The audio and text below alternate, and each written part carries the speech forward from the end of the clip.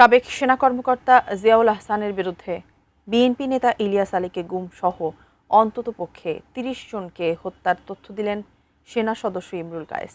জিয়াউলের বিরুদ্ধে মামলার পঞ্চম সাক্ষী হিসেবে ইমরুল এসব তথ্য তুলে ধরেন আন্তর্জাতিক অপরাধ ট্রাইব্যুনালে। তিনি একসময় জিয়াউলের রানার ছিলেন। তার সাক্ষ্যে আরও কি গুরুত্বপূর্ণ তথ্য উঠে এসেছে তা জানাচ্ছেন জাবেদ আখতার।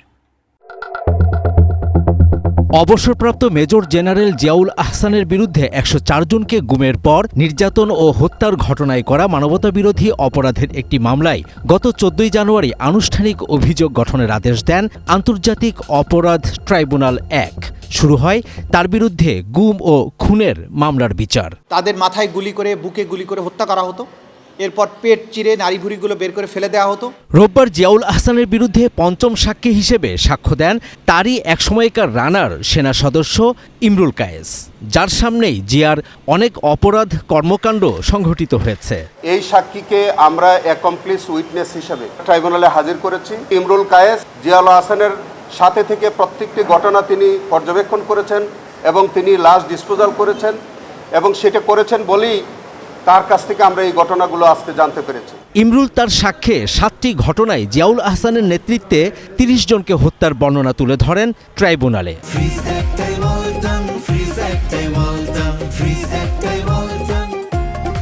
বস্তাভর্তি সিমেন্টে বেঁধে গুলি করে নদীতে ফেলে দেওয়ার ঘটনা তিনি বর্ণনা করেছেন আজকে। তার এই কিলিং মিশনটার নেটওয়ার্কটা ছিল বাংলাদেশ এবং ভারত জুড়ে। আর কোনো সাক্ষী ছাড়াও কিন্তু জিয়াউল আহসানের বিরুদ্ধে অপরাধ প্রমাণিত হয়েছে বলে আমরা মনে করি। এই সমস্ত সাক্ষীর সাক্ষ্যটা শুনেছেন, আর যতক্ষণ তিনি শুনেছেন ততক্ষণ পর্যন্ত তিনি হাসছিলেন, দাঁত খিলিয়ে খিলিয়ে তিনি হাসছিলেন। তিনি যে কিভাবে মানুষ খুন করতে পারেন তার আজকে বডি ল্যাঙ্গুয়েজ থেকে সেটা প্রমাণিত হয়েছে। এইরকম একজন নিষ্ঠুর এবং খুনি বাংলাদেশের ইতিহাসে আর দ্বিতীয়টি নেই। জবানবন্দিতে বিএনপি নেতা ইলিয়াস আলীর গুমের বর্ণনাও তুলে ধরেন ইমরুল। তিনি বলেছেন জিয়াউল আহসানের নেতৃত্বে মহাখালী ব্রিজের কাছে যান, সেখানে তিনি কথোপকথন করেন তারেক সিদ্দিকীর সাথে।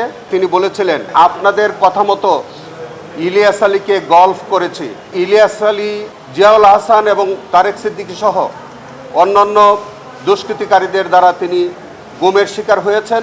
জিয়াউল আহসানের আইনজীবী ও তার আপন বোন নাজনীন নাহার দাবি করেন ইমরুল কায়েস জিয়ার রানার ছিলেন না। উনি কি ছিলেন সেটা বের করে নিয়ে আসবো। উনি যে কথাগুলো বলেছেন এই কথাগুলো মুখস্থ কথা। এর আগে জিয়ার বিরুদ্ধে ট্রাইব্যুনালে সাক্ষ্য দিয়েছিলেন সাবেক সেনাপ্রধান ইকবাল করিম ভূঁইয়া। Javed Akhtar, ATN news, Dhaka.